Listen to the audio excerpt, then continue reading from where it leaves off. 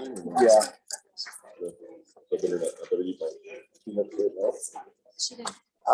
Yeah.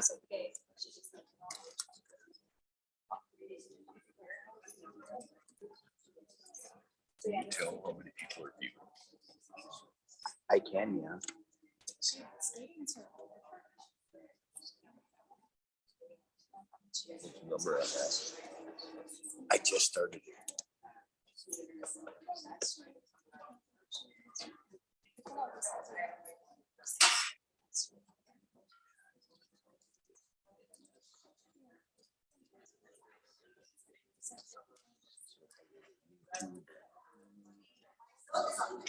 Yeah.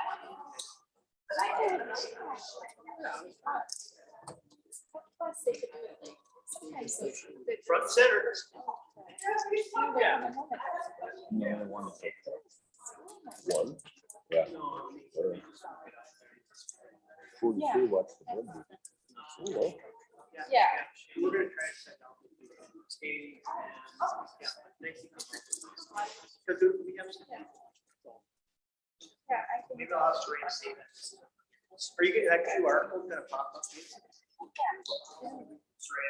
Is the QR code gonna pop up? Yeah, but I'll. Okay.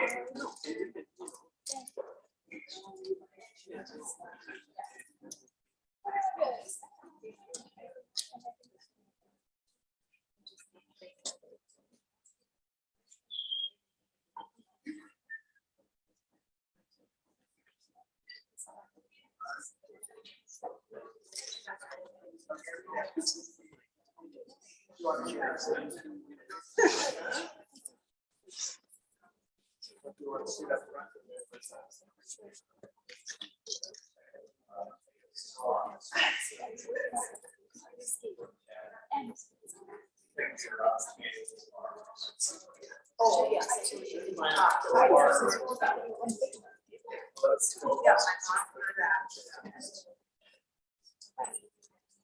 And I think.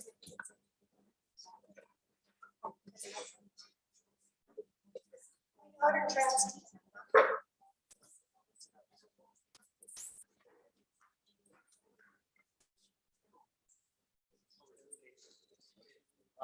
Yep.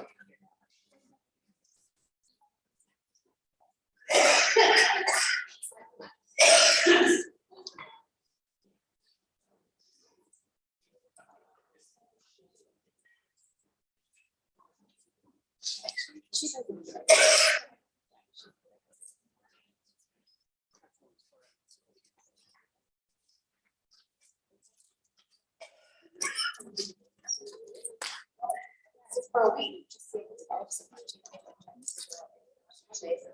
Should I say? Yeah. Everybody on top. Thanks for coming.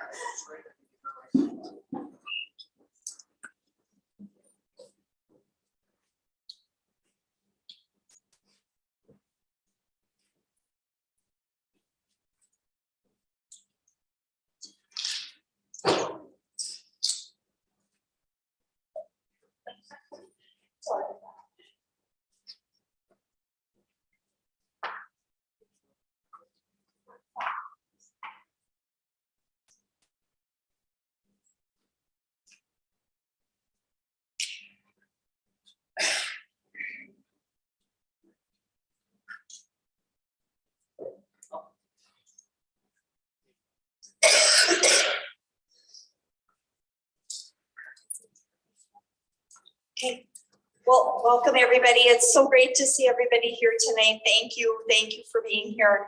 We value your input so much. There was a superintendent in the region who said in her speech when she started with her new school district in our region, she said, all in for kids. And man, that just resonated with us in East Grand Forks because that is our goal. We are all in for your kids. And as we think about things, we're in a different time in education today. We really value your input because we're really trying to be all in with our community. We want strong relationships. We want to do what's best for everybody. We want everybody to have a sense of belonging and feeling here in East Grand Forks. And we believe the public schools are the center for that to happen. So tonight, as we move forward, we started our school year off with that, all learners. We want all our learners here to feel a part, where they're thriving, where they're learning, where they're having a lot of fun, where they have memories for the rest of their life that are really positive and great. So we ask for your input tonight 2 ways. You can either provide it on the written form we have for you, or we also have a QR code that you can take a picture of with your camera on your phone. And we'll pop the form so you can put that in electronically as well. We are videotaping this session this evening, doing a Facebook Live. And so people also out in the audience can do the same as well. You can just take a click of that picture and also provide us input. So we really look forward to this evening, and hope you learn a lot about what we're doing to help kids. And it's really a time where we need to be doing that. So with that all said, I'd like to introduce Superintendent Colness, and he'll be providing an overlook of everything that is important in the district right now, the state of where we're at, and enjoy.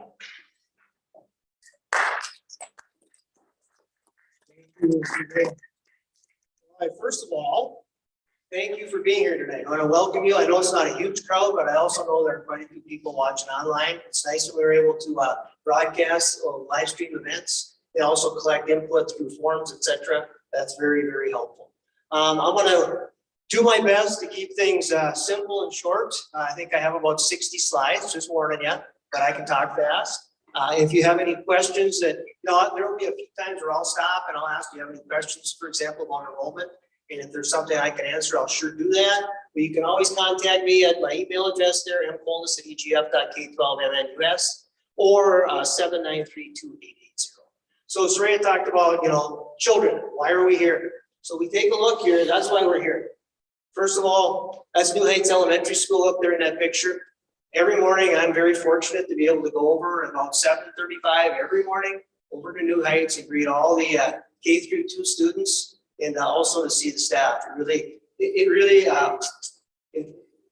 really makes me go back in time. It's why I'm in the business. We're here as a people business, and we all enjoy working with kids. So some demographic information, student enrollment. Currently, at the last board meeting, as far as October 1st goes, we had 1,848 students enrolled in the district K through 12. That is down. If you take a little look at that 5-year trend, we've been as high as 1,948 students, but we dipped about 100 students over the last couple of years. Now we do have 157 students in our preschool program. And one note here on the kindergarten, our average class sizes have been somewhere from about 130 up through 145, probably 11 of the 13 grade levels. We usually plan for about 140 kindergartners or 7 sections. This year we're down a little bit, but one thing we started a few years ago was really, we call them our super pre-K. They're really beginnergartners. They're very young kindergarten students who their parents enroll them in a kindergarten class, but with the idea that they're going to stay for a second year. So that has been really a win-win-win for the parents, for the students, and also for the school district. One of the areas where we've seen a large decrease in our population would be our American students. When I started here in 2016, we were roughly between 50 and 70 EL students. We peaked at over 200, and currently we're about that 120 to 130 range. And so we plan, you have to, but when you're going through there making staffing adjustments, it doesn't happen overnight. It's something that it takes time. So that's where we've seen a large decrease in our student population. And part of the reason we're hearing, or reasons, would be housing and jobs. Those are two things that come up consistently. And I see Mayor Gander back there nodding his head, and I know he's heard that quite a few times as well. So thanks for being here today, Mayor. Appreciate it. Who are we serving? So take a look at the demographics here. You can see, and I'm not going to go through there and read all of these, but you can see where we're at with our race and ethnicity. We have become more diverse, and that's great. We have a lot of great families in the district, and all of our families work very hard to provide the best for our kids. Now, here are some areas that you want to be paying attention to as well. This came off of last year's 2021-22 demographics. You can see our testing information there, and you'll see that later. But some of the things that stick out to me would be our special education population is a little bit higher than state average. You can see that. And free and reduced, now it's a little deceptive because for the last 2+ years, it's been universal free meals across the country. So that has impacted our free and reduced numbers. I know our numbers for this fall on October 1 will be higher than the 30% that we had last year. And that's really a win for the students, for the families, and also for the district, because compensatory aid is directly based on our free and reduced population in the fall. All right, so meet our staff. Believe me, we are a people-driven organization, and we are only as good as the people who are working in our buildings. You can have the greatest curriculum, you can have the greatest buildings, you can have all the fluff, but if you don't have great people, you will not have a great education system. We are extremely fortunate to have great people working in our district who care about the kids, every single kid that walks through the door. Now, you see this across the country. It is a very challenging time for employers, including school districts. You can see a stat down, I just heard this morning on I think it was NPR News, 46% of the education postings went unfilled last year. That's scary when you really start thinking about it. And I think of our district, and we're a pretty good sized community. Basically, I would say we have hired 95% of the teachers that have applied. Really, I mean, unless they've taken a job somewhere else. Paraprofessionals, bus drivers, food service, maintenance, nothing has been left off the table. We have really struggled to find staff members, and we're very, very fortunate to have great ones on staff currently. You can see some of them up there playing the drums last week, but you can see our current staffing numbers. We have 11 administrators, and I won't go down, I'll let you read that there. You can see where we're at. We're a big organization.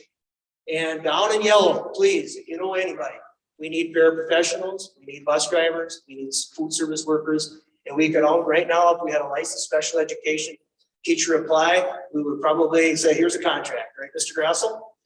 Yeah, absolutely. All right. Financially, okay, they are, like I said, our best resource. Without great staff, we don't have the kind of programming we want for our kids. And you can see, though, a large percentage of our budget, you run about a $25 million budget, and roughly 75 to 80% of that budget would be staffing.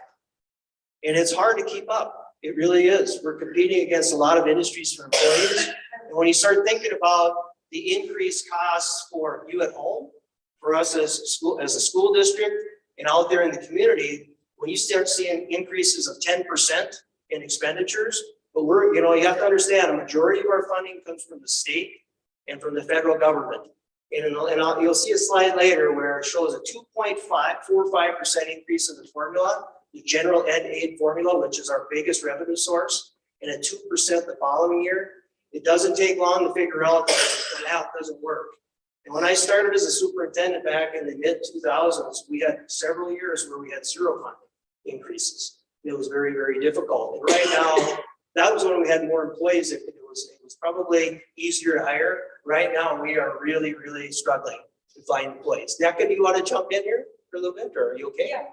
Do you want to summarize? Go ahead. Can you go back to the different slides? Yeah, I can go back. Go ahead. There you go. Assalamu alaikum dhammaantiin waa idin salaamay. Waxaan rabaa inaan idiin sheego iskuulkeena Grand Forks Public School maanta waalidiinta iyo ardaydiinaba aad baan idinku mahadcelinaynaa maadaama mataqaanaa aan isku nimaanay inaan idiin sharaxno waxa iskuulka ka socda iyo caruuraha intaba sidii loo ogaaba mataqaanaa caruurta waxay ahaayeen 1848 cunug ayaa dhigatay iskuuladan sanadkii hore lasoo dhaafayna mataqaanaa waxaa bilaabmay in mataqaanaa alaada Soomaali cusub iyo dad cusub ay yimaadaan badina dadku waxay u yimaadaan inay imaadaan halkan ka qaataan guryaha shaqada aydka midda kale waxaa rabaa inaan idiin sharaxo iskuuladeena waxaa dhigto mataqaanaa dadka American Indianka iyo dadka Asianka iyo African America oo Soomaaliya anaga ka midnahay iyo dadka cadaanka iyo intaas ayaa dhigata inshallah marka waxaan rabnaa maanta isku nimaanay inaan idiin sharaxno waa ku mahadsantihiin in mataqaanaa caruurtiina aad ugu aaminteen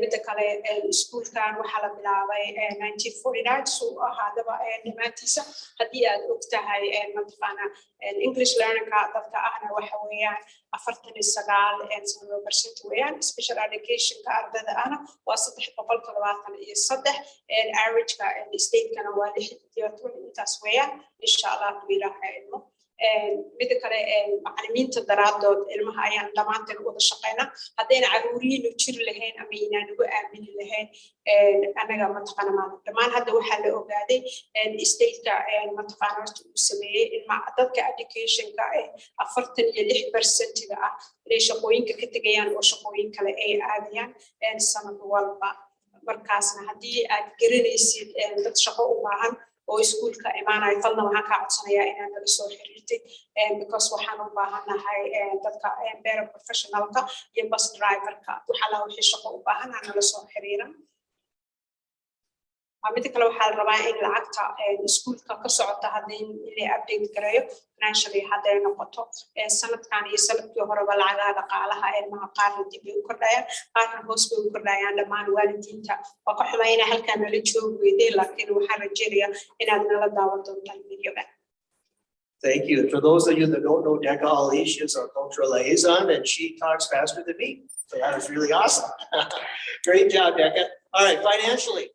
Just so you can see there, when I talked about the cost of operations, staff, we have to compensate our staff members to compete in the industry. And we are very blessed to have great staff members and we're trying to do the best we can. But like I said earlier, our primary revenue sources, it's not in our control. A lot of it's state and federally, there are formulas that are based somewhere outside of East Grand Forks. But we will really work hard. And I'll just say last spring, I was very, very disappointed in our state leaders. They had an opportunity with a large surplus to help out school districts. One of the things you maybe heard in the news, if they could somehow figure out a way to fill the cross subsidy for special education. Special education is federally mandated. And we are basically funded at about 40%. So that's leaving 60% on the local districts and to take out of their general ed formulas. So last year we were pushing hard to have that cross subsidy filled, and it would have brought about $1.5 million a year to the East Grand Forks School District.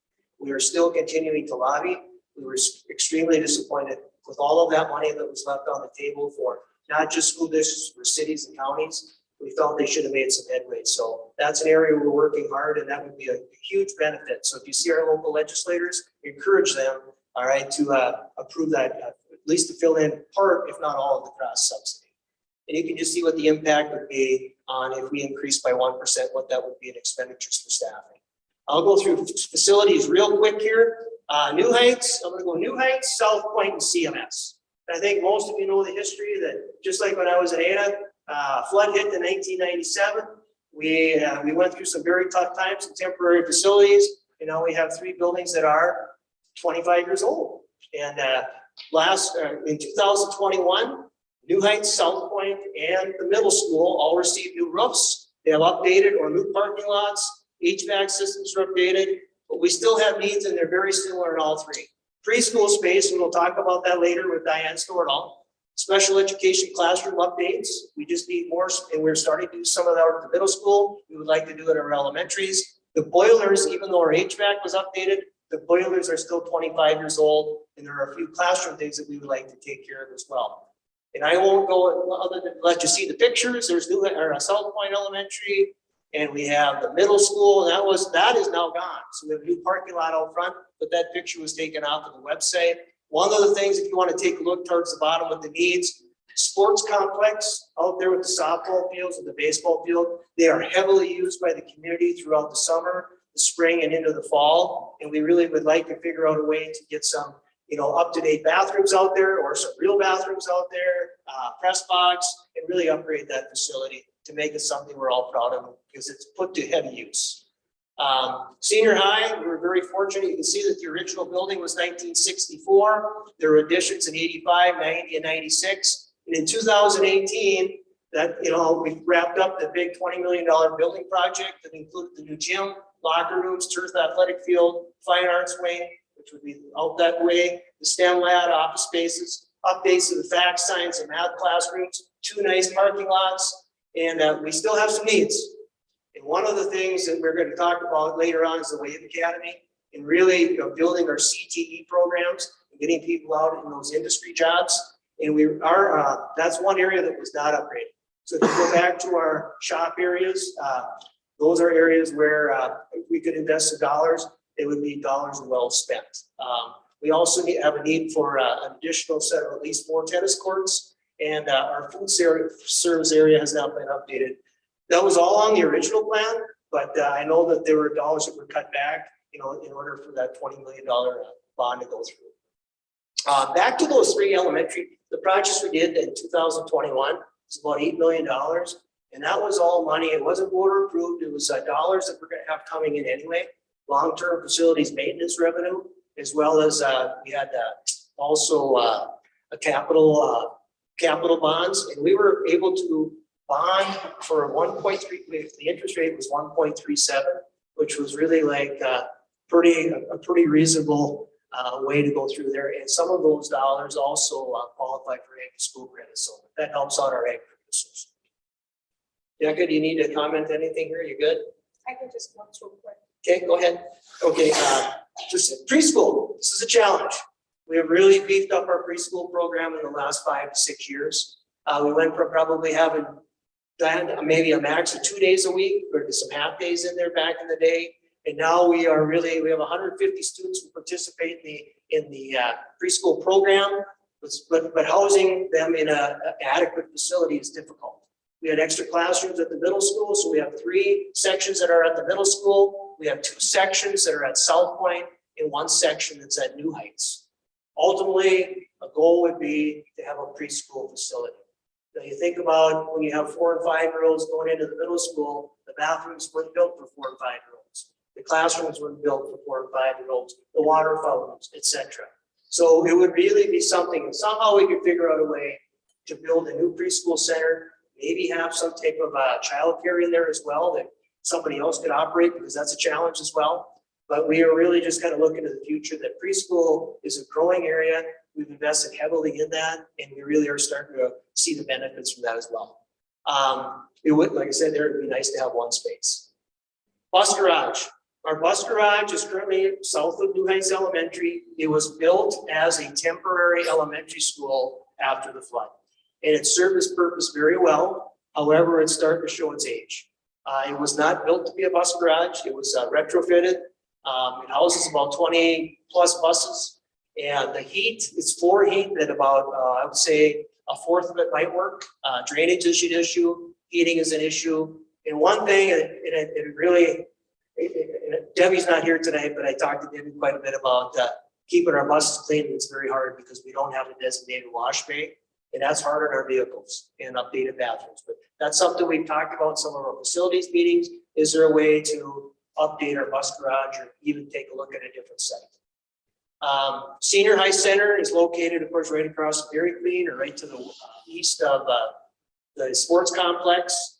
Primarily, we have a lot of storage in there. It used to be a vocational center. Way before that, I think it was a bowling alley, somebody told me. And but the area special ed co-op, they rent part of that building, and they're housed out of there. We are a part of the ASEC. We also have an ECFE classroom in there, and there, that building is not new as well. So there are some needs there from an HVAC standpoint and flooring. All right, Becca, do you need to go through anything facility wise, or do you want me to go back? Or?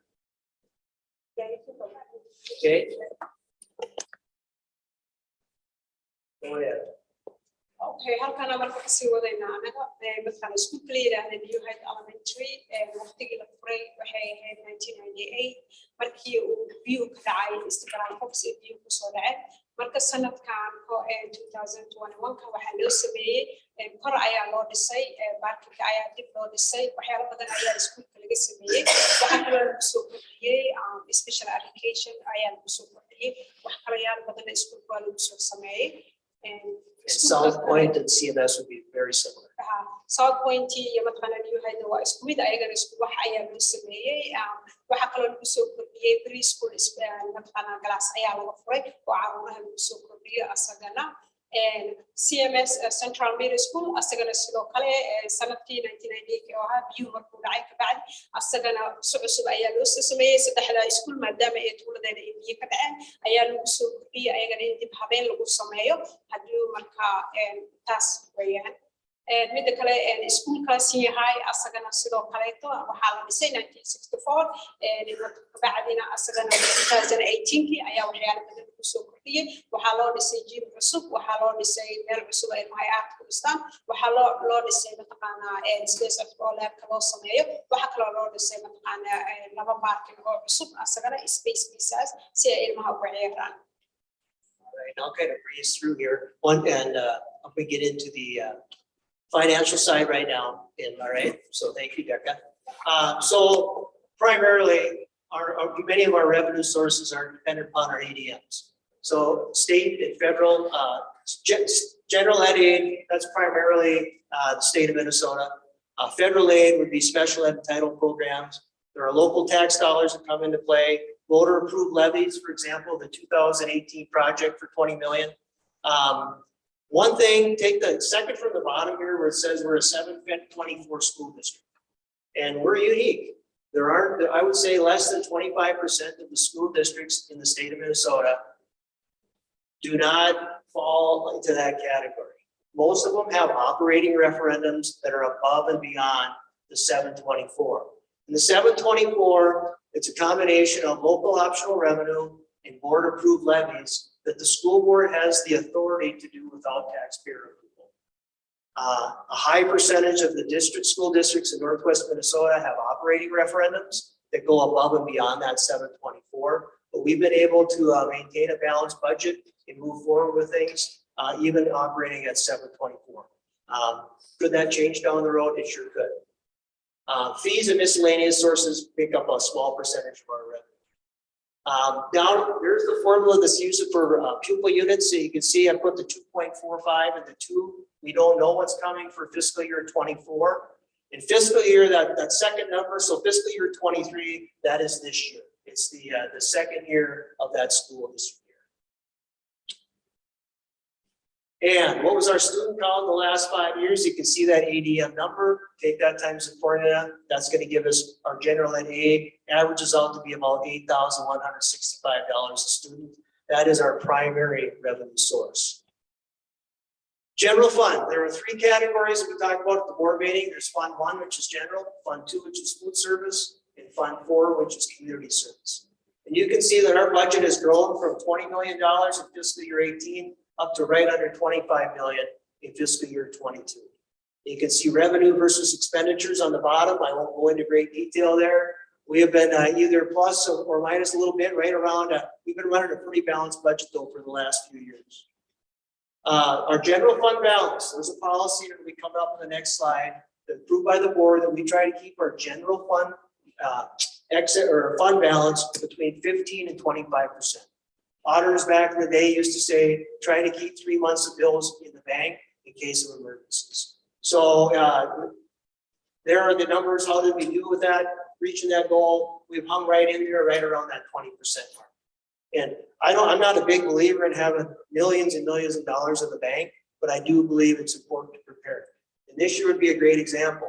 Our enrollment is not where we would like it to be. We have to come up with that extra revenue, and that's why you have a fund balance. Food service fund, that's it's been actually doing pretty well the last couple of years because everybody's eating free meals and they're paying them for us. So that has helped us out. In fund, there's the fund balance for that. That is not normal. That will probably change after this year. A big challenge right now for the district is we are back, and for families is we're back to full pay. It's like normal, pre-COVID. All right, so either you qualify for free and reduced lunches or you're paying full. And that's going to have an impact on families. It's going to have an impact on the district. And community service, Diane Stornell runs our community ed program. That's where our preschool runs through. And you can see we run at a deficit, and we have chosen to do that with preschool. We know that if we can invest Fund 1 dollars in our preschool, it's going to help us big time down the road. So there's the fund balance there. And I'll just summarize our talk. People have talked a lot about federal money. COVID has brought in a lot of federal money to a lot of districts. Now that is based on Title I formulas We have received roughly $3.9 billion in federal and state funding related to COVID. Now that sounds like a lot of money, but that's being spread over 3 to 4 years. So you think about a $25 million budget, right? $3 to $4 million, roughly a little over $1 million a year. And we were able to use our ESSER $3 up through September of 2024. We have used that to help with increased costs. We've seen extremely big jumps, and Carla's sitting over there who pays the bills, and we see big increases in not just natural gas prices, fuel prices, insurance costs, just operating in general. Everything seems to come now with a fuel surcharge, and that is impacting our budget. We have invested heavily in trying to backfill some of those things. Like we bought 2 buses with some of our federal money. We've brought on extra mental health teams. You can see some of the things listed here. We've had to bring on extra staffing for cleaning, especially during the COVID era. We're hopefully out of that for good now. We purchased additional technology, and so all of our students in grades 3 through 12 would have the ability to have their own device to bring home. And actually K through 12. And we were able to do that during that when we were in distance learning. So you can see some of the things that we have used those funds for. We still have funds available, and we're planning to use those for this year and next year to help offset costs for increased mental health professionals, for additional teaching staff, and for things that can help our summer school program. We had over 200 kids in summer school this last summer, which has been a big benefit, and to help with the learning loss. So it sounds like a lot of money, $3.9 million, but I can tell you there are districts that are half our size that probably received $5 to $6 million. And a lot of it's based on what their free and reduced count was. So we greatly appreciate the support, but it was not a windfall for our district like it was for some. I know school districts that are building new CTE units using their federal money. So that would be something we would upgrade, but we just didn't get enough.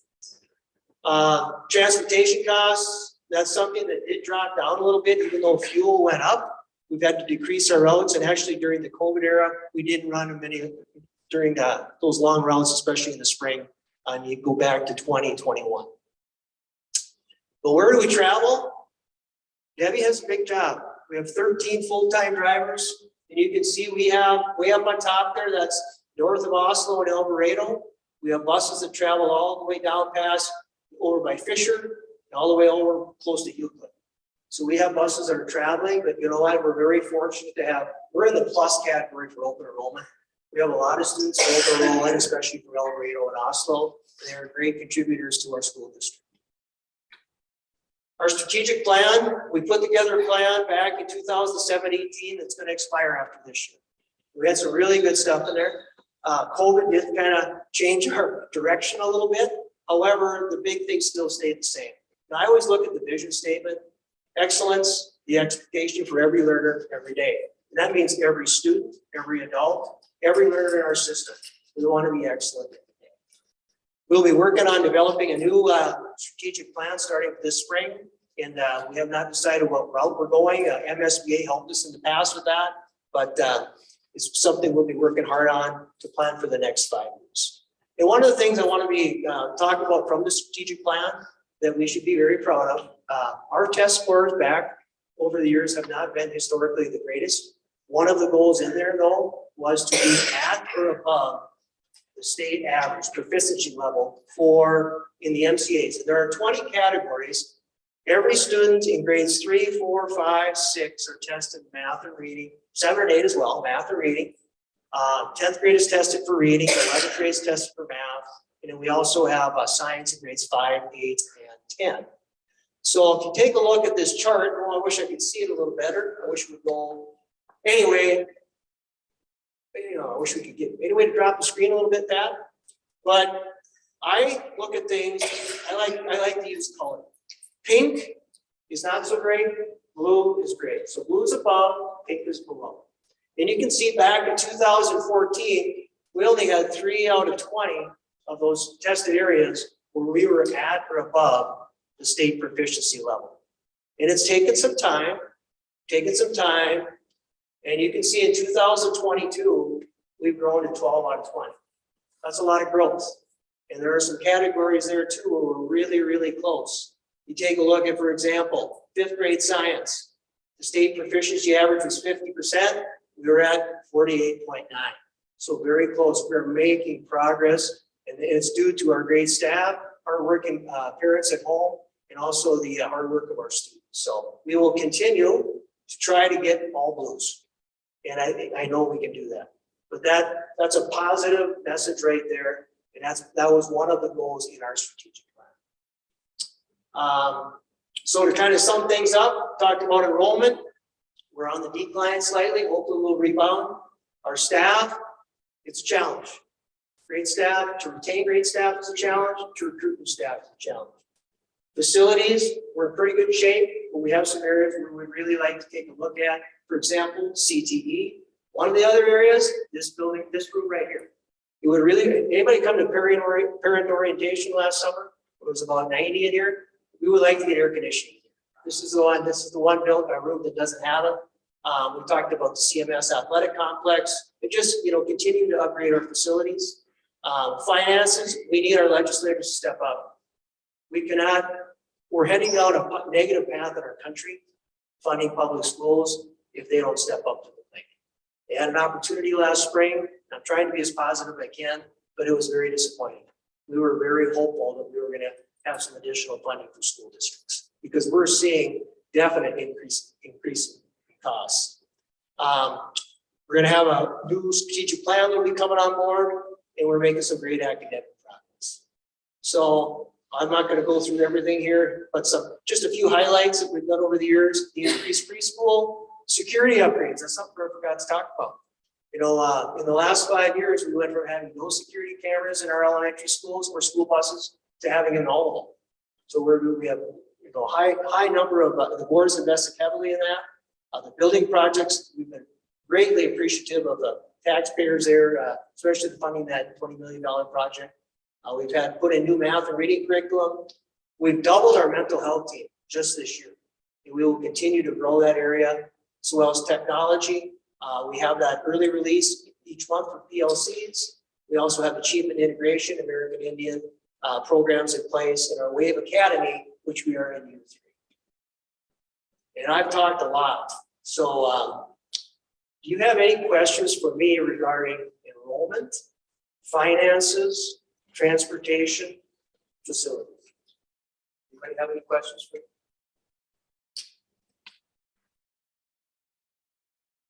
Awesome. I hope I painted somewhat of a good picture. All right, and thank you very much for being here tonight. Thank you to those that are watching online. We greatly appreciate it. So, want a stretch break, Saraya? Where do you want to go? Let's go. Let's go. Let's go. We put that break in not knowing for sure how many people we have here tonight live. So if you guys are okay, we'll just keep rolling. All right. All right, so we're going to talk a little bit about academics and our programming that we have for learning right now. And it was great because when our strategic plan was put together, there is legislation in place called World's Best Workforce that we have to abide by. It's part of the state law. But it fit really perfectly in with what we decided to do as a community and as a district for our kids. So with that, one of the things we have to do is have input on that plan. The other plan that we need input on with academics is our achievement integration dollars that we also receive. So I just wanted to review back to our strategic plan. We had 2 areas that were focused on achievement. One was we will achieve the goals of the World's Best Workforce for all students. And we're going to go through each of those goals as we go through our presentation here for the second part. And then the other goal was that we would have increase the achievement of all students through effective instruction and challenging and engaging curriculum. And one of the goals we wanted to have too was that we weren't just measuring by academic scores, but that we were looking at the whole child.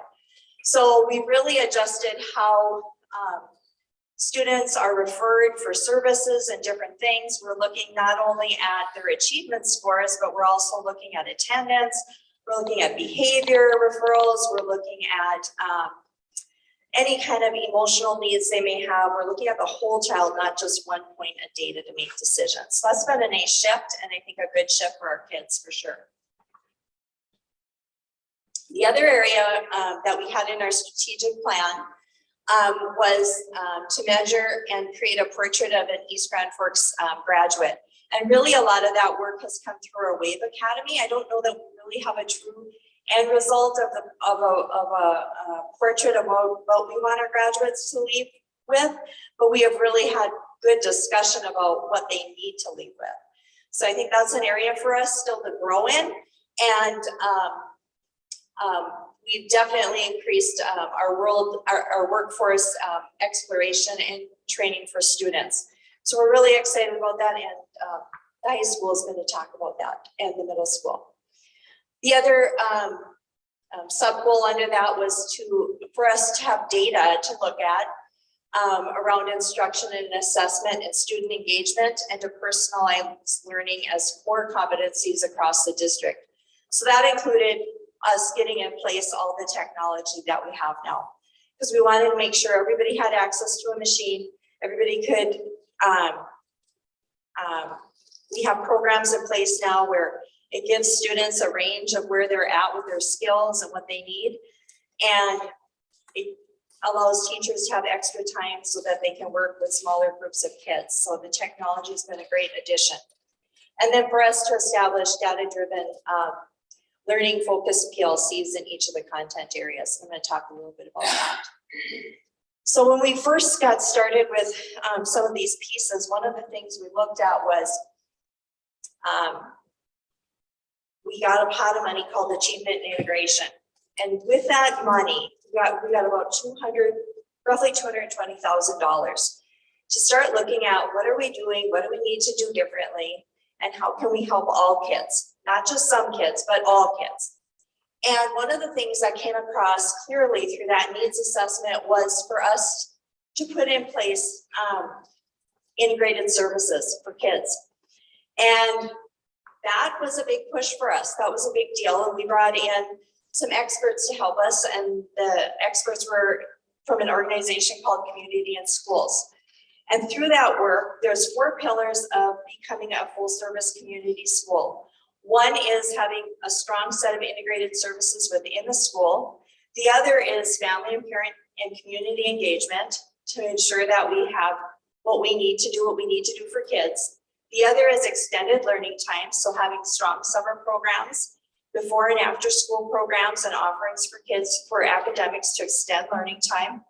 And the fourth one is a collaborative leadership approach. And for us all to be involved in that, not only just at a leadership level, but everybody being leaders within the school. And we do that through our PLC work as well, which I'll talk about in a little bit. So the first thing we started off with was integrated services. And through that, we really adopted what's called a multi-tiered support system. We brought Jennifer Modine on. We also got a grant to help us with social and emotional learning and implementing that as well, because that came across as a huge, big need too in the district. And we also were not really identifying homeless students very well. And so that was also a need we had. And so underneath Jennifer's umbrella falls a lot of things. So I'm going to let Jennifer talk a little bit about that piece of our program.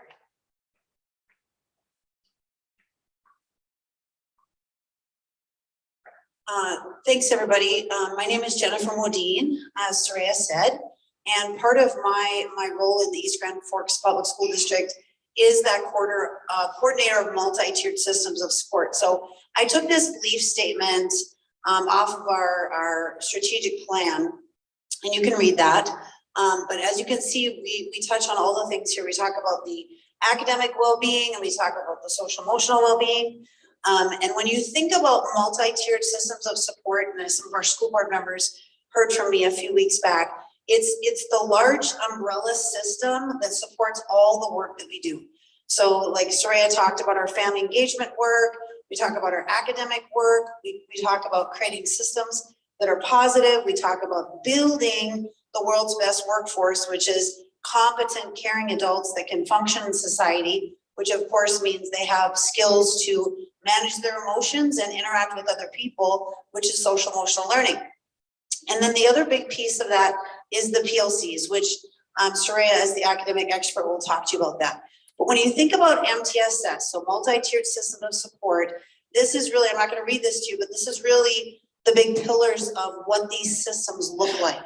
And whether that is how we interact with our young people that have academic difficulties, whether it's how we interact with our students who are in special education programs, whether it's how we interact with other marginalized populations, or to enrich learning for some of our students that are talented and gifted, but really creating a system that is collaborative in nature, that all our schools are talking to each other, and we're all working better and more efficiently together. So this is a picture of some of the things we've done here in the last year since I was lucky enough to be hired, and working again in those collaborative teams to think about how we make decisions. We did staff development around our MTSS system.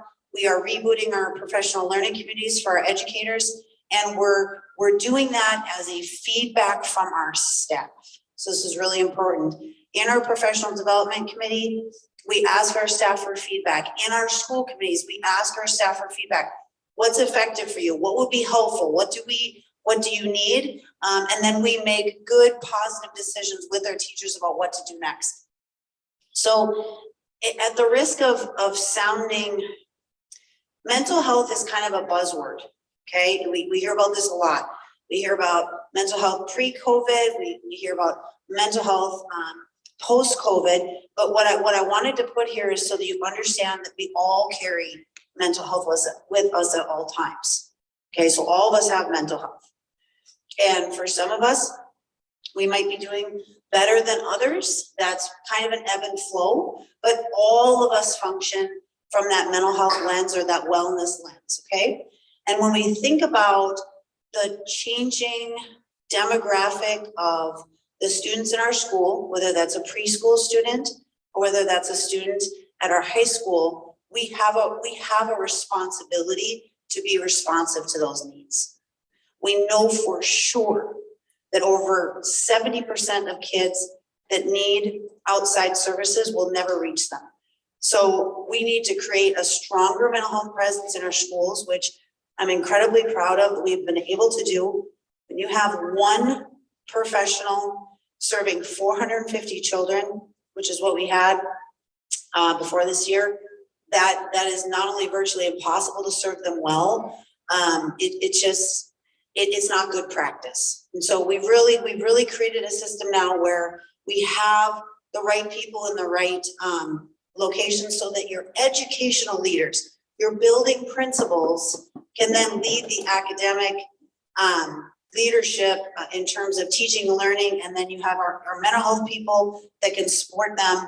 And that's always in conjunction with communication with our leaders. It's not that, but a principal as the educational leader, it is not his or her skill set, nor is it their responsibility to carry the mental health needs. They need to have a supportive team to serve them and serve their community well. So that's what we've tried to do.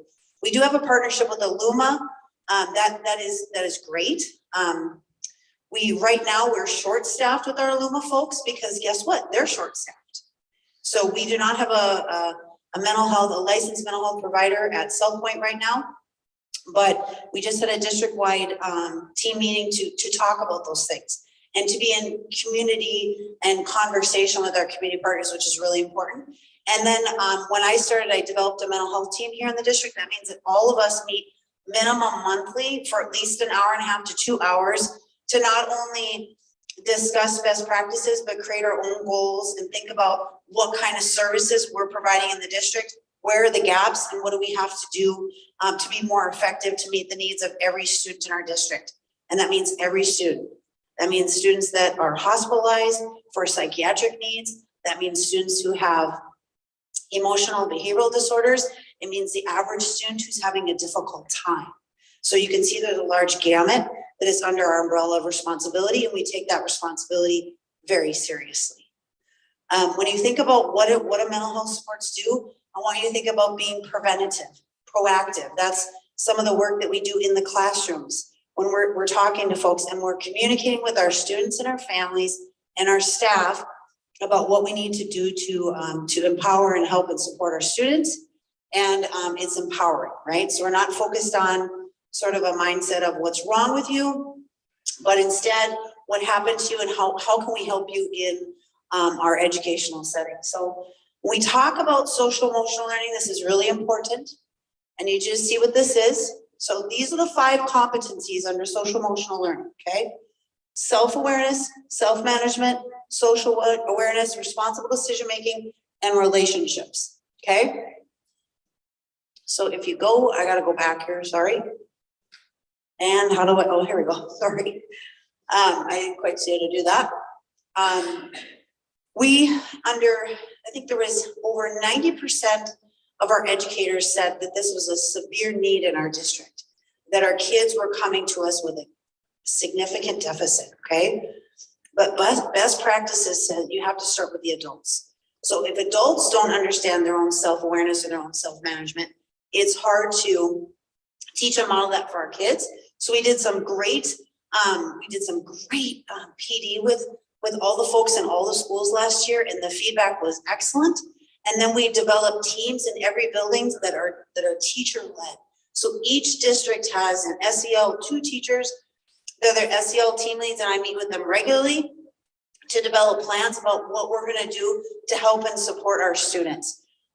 One of the things that's interesting about the world's best workforce too is, and what employers are looking for, this is an old term they used to think about soft skills, but the ability to enter into a relationship, have a good work ethic, be self-aware, those are all the things that we want for our learners. So part of this idea of mental health too, I just have to mention, is that if we don't teach our young people how to cope with life stressors, that's where you see an uptick in anxiety.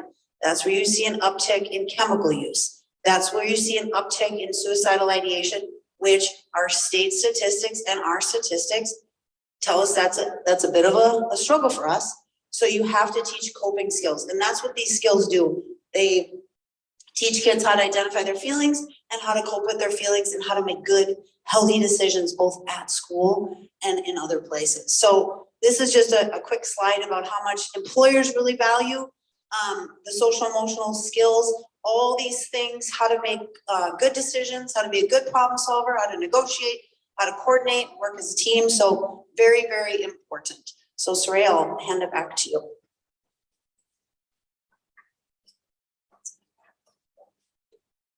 Thanks, Jennifer. Just to give you an idea, I did pull some statistics off of our latest Minnesota State survey. And our 8th, 9th, and 11th graders, 23% of them are feeling depressed and hopeless. Our 8th, 9th, and 11th graders, 33% are feeling on edge, nervous, and anxious. And this one was really surprising to me, this one. Our 8th, 9th, and 11th grade students, 10% have considered attempting suicide. So with those statistics, I'm glad our district's on the right track here with all those pieces.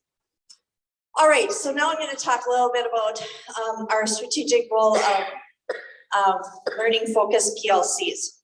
I have a little chart here off to the side. This is a really important chart. This is what we use when we decide what kind of evidence-based practices we need based on what our staff is saying we need and what parents are saying is needed. John Hattie did this research. If you go between a 0 and a 0.1, just being alive means that students have a chance of learning something, okay? Between a 0.2 and a 0.4, just being in school with a teacher gives them the chance of learning. Anything above that 0.4, all the way down to where it says high 1.2, those are the kinds of strategies we want to be implementing that give us high yield and make sure they make a difference for our kids. So 2 things come across really, really big. One is collective teacher efficacy. What that means is teachers getting together with other teachers and working as a team around what kids need to learn and be able to do and understand. So that's what PLCs are. So that gives us, according to that chart, a really good high yield for what we're trying to do here. The other is teachers estimating how kids will do. So in those PLCs, when they talk about data and they talk about how they can change what they need to do for students to make it better, that also is a high yield strategy. So it's a win-win to use PLCs.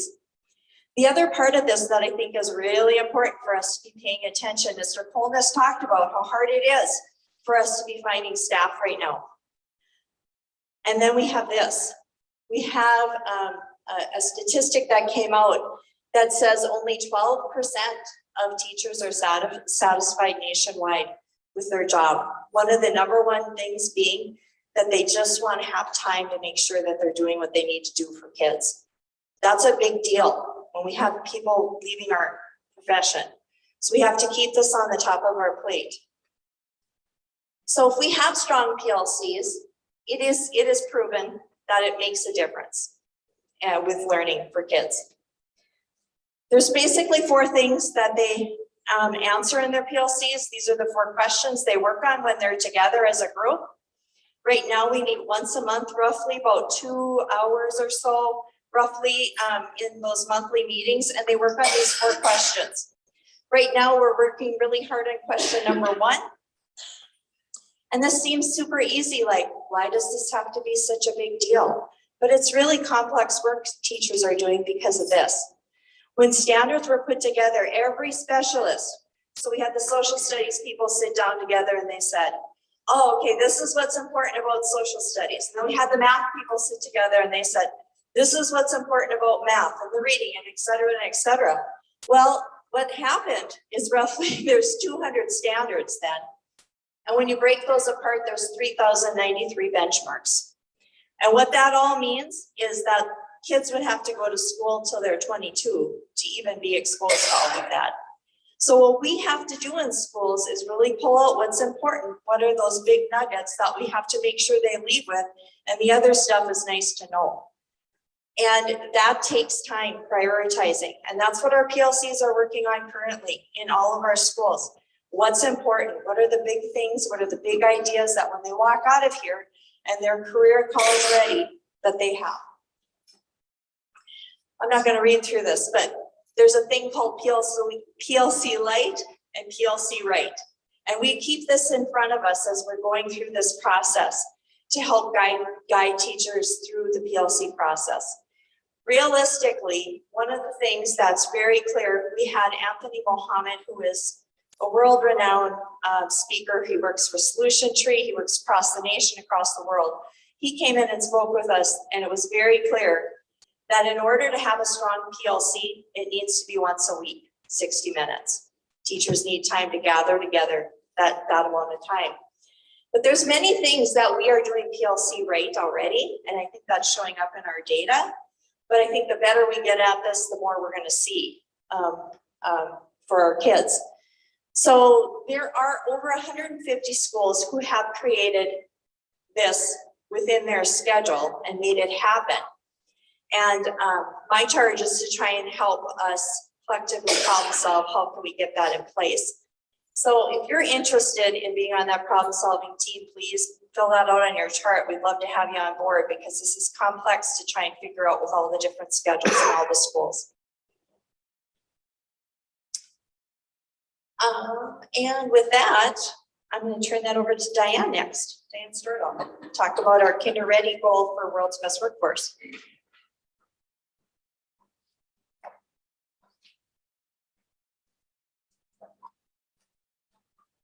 Good evening. As Soraya said, I'm Diane Stordahl. I'm the Community Ed Director. This isn't really my specialty, so here we go. So our goal for kindergarten for our preschool was to have kids ready for kindergarten. And we thought we could do that by increasing the number of children we serve and increasing it from 175 to 200. So if you look at the graph, it looks like we're serving about 175. So would I say that we met this goal? I would say probably not. If you look strictly at the numbers, we're serving the same amount of kids. But what we did was we reconfigured how we serve children.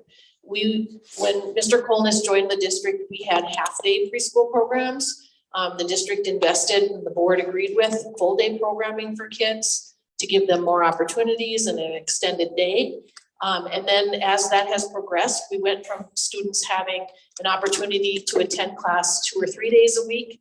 Now 4-year-olds have an opportunity to attend class 2, 3, or 5 days a week, depending upon what your family feels as a need for your child to learn. And so we have a variety of students that come a variety of different ways to school, but each are getting their needs met for their family.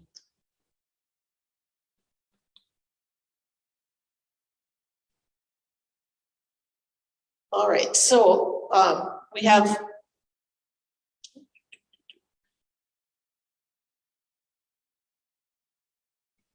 okay, so I need to go back a second here because I skipped over. So what we're looking at here is if we were to serve 200 students, it would be impossible for us as a preschool program because we do not have space for 200 students to exist in our program. Right now at capacity, this year we are at capacity. In the waiting, and for the first time ever, we have a waiting list. So if we were going to serve any more students, we would need more space. So that brings us to the conversation of what is it to invest in early childhood?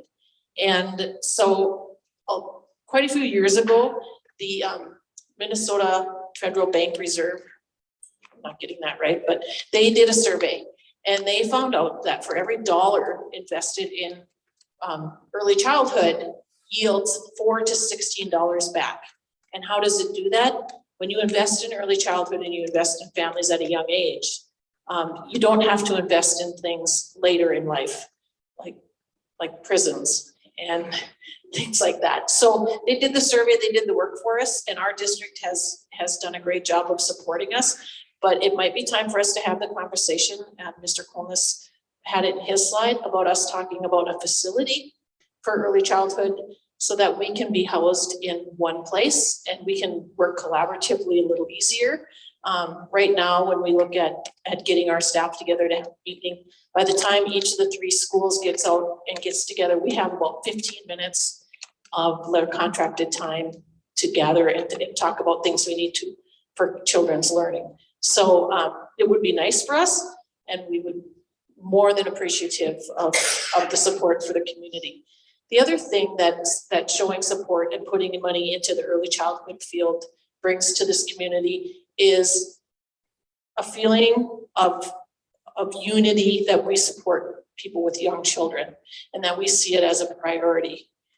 One of the things when we talked about our strategic plan that we talked about was we wanted East Grand Forks to be a destination city. We wanted people, they have a choice when they come here. They can live in Grand Forks or they can live in East Grand Forks. So what makes you choose to live in East Grand Forks over Grand Forks? So we wanted people to come here, look at our facilities, look at what we're offering families and say, I want to live in East Grand Forks because they have it all together there. They are supporting everybody from preschool, from birth on through extended learning in college. So by supporting an early childhood center, we make East Grand Forks a destination city. North Dakota does not have a program like this. And so if someone's looking at our area, they will look at us and say, yep, that is where I want to raise my family because I'm going to get the support I need. And families don't have extended support like they used to. Not everyone in town has a grandma down the street or a neighbor they can talk to. But the programs that we're able to offer through community ed and through early childhood, we can provide a lot of those services to families and make East Grand Forks a destination they want to be at. So we updated our goal for the world's best workforce, and we updated it so that it kind of it aligns with the Read Well by 3rd grade elementary standards. And so we want 85% of all 4-year-old children transitioning to kindergarten will, number 1, recognize how features of a letter combine to make a specific letter. And number 2, differentiate between letters and other symbols. So really what that is they're learning to write letters, they're learning to recognize letters, and they're learning what the sounds of letters make. All those pre-reading skills that they need so that when they get to kindergarten, they can jump right in and carry it forward.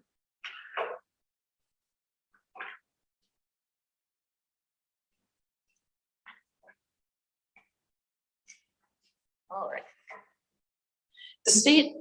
Minnesota, the early childhood people in Minnesota, we follow what's called the early childhood indicators of progress. And that is, as Soraya alluded to, all the different things that they think children should know by the time they head to kindergarten. And they suggest that children, when they leave our program and enter kindergarten, that they know 10 letters of the alphabet. And so although we don't put a specific number on what we want kids to achieve, we want them to achieve as many as they can. So we're not satisfied with 10, but we're not expecting everything. So if you're a child who comes to us with 0 and all you get is 3, that's growth, and we're happy with that.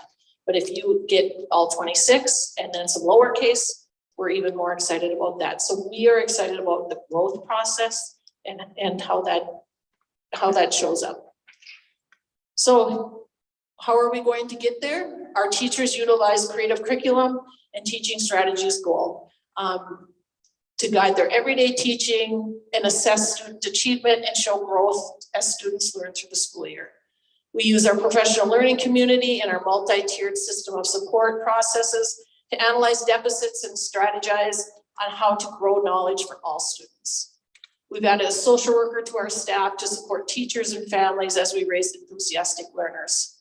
Family involvement via Seesaw, which is an app parents use to communicate with teachers, and family engagement activities that are scheduled throughout the school year. One of our biggest things we do, and we're hoping to add more this year, is we do bingo for books, where every student enrolled in our program that shows up goes home with 5 to 10 books to read over the summer.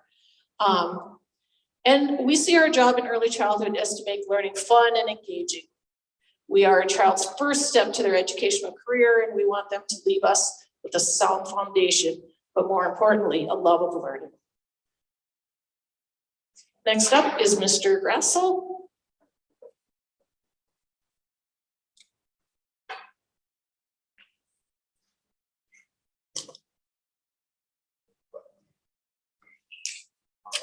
Good evening, everybody. I'm going to talk a little bit tonight about Read Well by third grade. Read Well by third grade is a state program that is legislative driven to talk a little bit about our K-3 students. We've heard lots of things tonight about Minnesota Comprehensive Assessments, MCAs. We've heard about our scores for 3rd, 4th, 5th, 8th, 10th, 11th graders, but we haven't heard a whole lot about our K2 or K3 kids. That's where Read Well falls into play. I'm going to show you some statistics here in a few minutes, but as we look at the Read Well by third grade, we need to take a look at how we are assessing our students in kindergarten, in 1st grade, in 2nd grade, before they take that MCAs. And as we move through that, our teachers are looking at different assessments that we have used in the past, and we're making some changes. So in a nutshell, the Read Well by third grade is a statewide driven legislative push that provides those expectations for us to get our kids ready to read by 3rd grade. So how do we look at that? We look at it 2 ways in East Grand Forks. So one of the goals is that says 70% of all New Heights students will score in the 75th percentile based on their Fastbridge Spring Reading Benchmark. Why did we set that goal so high? And as you can see, 99 out of 445 students scored in the 75th percentile, which was 22% meeting their goal. That's a lofty goal, but it's something that we need our students to be able to do and to be able to achieve. Because statistics tell us that if you score in the 70th percentile, as a kindergartner, as a 1st grader, as a 2nd grader, as a 3rd grader, you have a greater chance of passing the MCAs. And that's kind of why we're striving for that. Our second goal is all 3rd grade students will be above the state average measured by the reading MCAs. Again, this year, the state average was 48.8%. South Point was at 37.1%. Again, we're down, but it's still a lofty goal for us to be above that average. And our teachers are working extremely hard at what they're doing. We just need to take a look at how we're doing it and changing some things. And that's what we're going to talk about here next. So changes that have been made. One of the things that I've tried to do as coming to K-5 principal is to try to make, it's almost like the old Roadrunner or the old Roadrunner cartoon where the coyote and the dog, morning Sam, one goes one direction, the other goes the other. And that kind of felt like that as our elementary school. Because K2 goes to New Heights, 3-5 goes to South Point, and then we do our own thing. We're trying to bring that together to have them work towards that common goal. Because in all reality, when we see our kids win as a 6th grader, as a 7th grader, as an 8th grader, as a 9th grader, we all should be proud because we built that foundation. We just need to build that stronger foundation a little bit thicker and a little bit faster.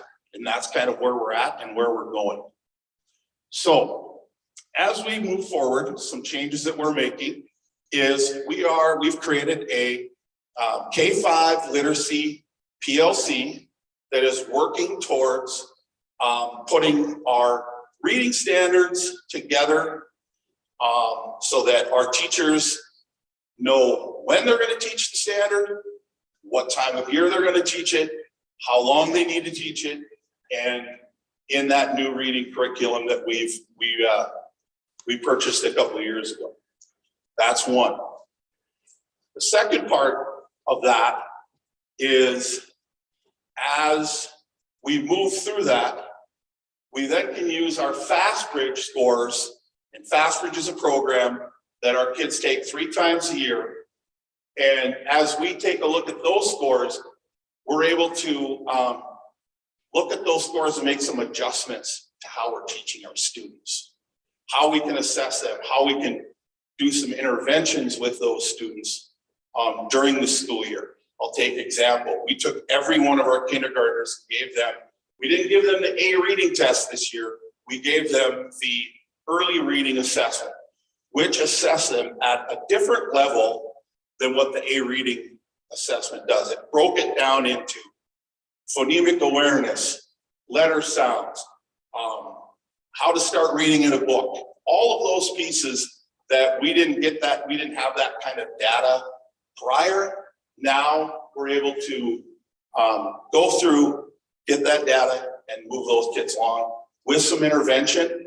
And the greatest thing about it is it's all common language, K-5, which brings everybody together. Kids hear it, students hear it, parents should hear it, which should help us move our things along. So in conclusion about the Read Well by 3rd grade, and the other piece that we need to talk about before I forget is our Title I program. So for the first time in a long time, our K-5 title program has the same curriculum. And again, we'll be able to use the same common language with all our students and using the same interventions in our Tier 2 system.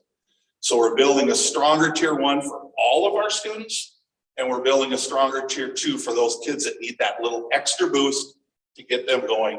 And our Title I gals are doing a great job. So with that, I'm going to turn it over to Soraya. All right, here we go. Next thing we're going to talk about is closing achievement gaps. So this is part of World's Best Workforce. We also have dollars that help us with this. It's called achievement integration. And as we look at things across the board, we break this data down into several parts. We look at students who are receiving free and reduced lunch. We look at students who are receiving special ed services. We look at English learners, and we look at all students. And we compare all these pieces to each other to see how we're doing against the state and how we're doing locally. And I'm happy to report that most of these, we are above the state average, which is great. But you can see those are still pretty low numbers. So we want all kids achieving at a high level, but you can see the state is about at the same spot. We also break this down by ethnicity and by race as well. And all those give us little windows of where do we need to be targeting and who do we need to be helping.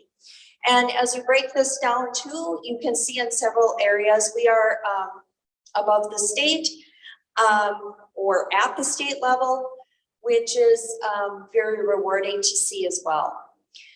And one of the things that I want to talk about is our achievement integration, because this is an area we need input as well. This plan is up as well this year, and there's 3 goals that are a part of this plan. One is a goal around closing achievement gaps, making sure that all students are learning at a high level. One is around educating teachers and providing them with cultural competency pieces. Another is, the third is removing any barriers for students at the high school level to access higher level courses. And last year, around those goals, we really worked hard on the teacher piece around building cultural competency. We worked with a consultant, his name was Ricky White. He came in and done a lot of work with our staff around understanding American Indian culture and heritage and some of those pieces. And that was very, very well received. We had over 82 staff members involved in that. And I'm going to have Erica Gunville speak into that in a little bit. Our other goal that we had around closing achievement gap and working on that was around high dosage tutoring. We had a lot of input from parents that said they wanted this. And we did not get this off the ground this summer, and I blame myself because I was out and not available to make sure that got implemented. But we are in January going to do a pilot and an implementation of that at our middle level, at our middle school level age kids of 50 students to start. We really want some solid, good information about this before we put this programming in place. The third one is the third goal around the high school and that 8th hour. We have not gotten that implemented yet, but we're trying to figure out how to get that in place. So we are working on that goal. So with that said, I am going to introduce Erica Gunville, who is our new student integration specialist. Erica works in all the schools and is really working on the second phase of our Ricky White implementation of our American Indian standards as well. So I'm going to turn that over, and she works with our American Indian education program, biggest of all.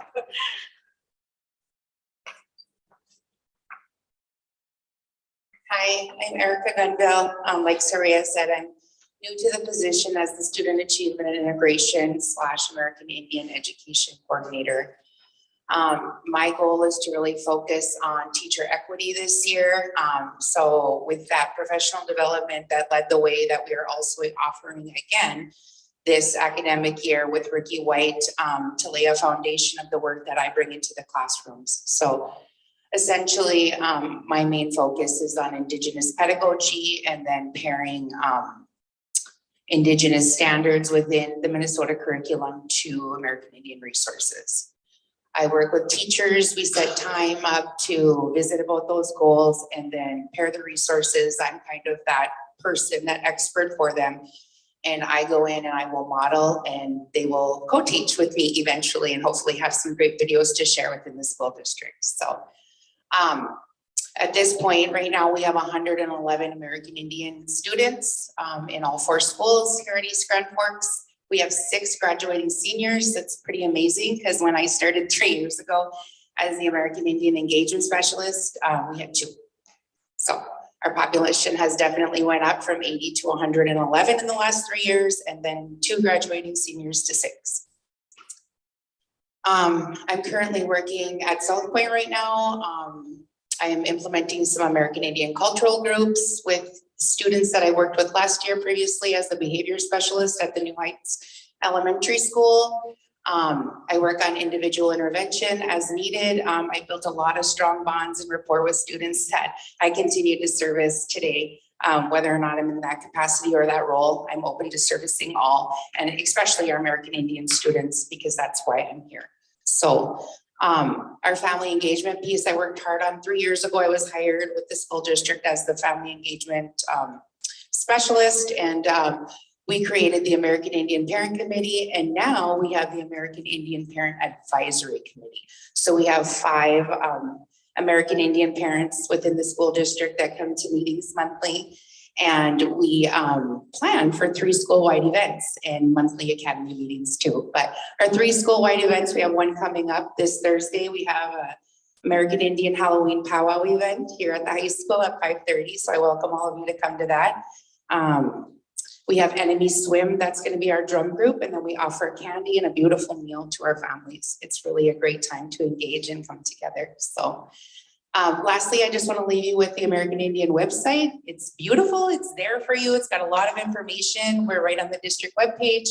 I encourage you to go to it, take a look. And then again, if you have any comments, all my contact information is there. I'm really looking forward to celebrating diversity with all our kiddos, and thank you.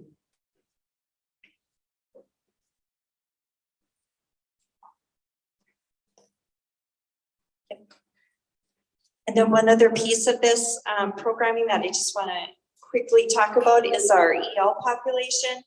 And I'd like to introduce Deca Ali, who has been doing some really unique work this year with our New American students, but with all students. But Deca, do you want to just share briefly what you've been doing? And I think this is really, really awesome what is happening to close achievement gaps. So Deca, sure.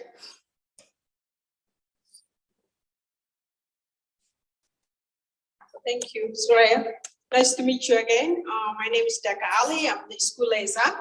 So basically in my job, I wear so many different hats. But this year, sometimes I'm an interpreter. I do family enrollment for our school district. But this year, basically I am concentrated on set up a goal with the middle school and high school kids to meet the gaps that we were missing. Because a lot of kids that when they arrive in the United States, there's a big gap and it's challenging to catch up. So basically this year what I do is with the kids, I basically support them emotionally and mentally, and I set up the goal with them to set up no F this year. That is our goal. It's a big goal, but it's working. We are connecting. And the high school kids that I'm here Thursday and Friday. So basically I connect with them too. And what I do is I work with closely Global Friends and the UND, connecting with the tutors, those kids who are behind, catch up girls, because a lot of children are going home, parents cannot meet the standards of the education and support the kids homework. So that's where I come in. And then Wednesday, usually we are Friday and Wednesday, we're at public library. We connect the families with there so they can get tutored there. So my job is that to meet that goal this year for our kids, that there's no F this year, hopefully, and it's working so far in the middle school and at the high school. And I'm so excited. Thank you, Deca. That's been awesome. So, and with that said, I'm going to turn it over to our middle school principal, Jill Walter, and she's going to start us off with our next goal, World's Best Workforce, all students, career and college ready.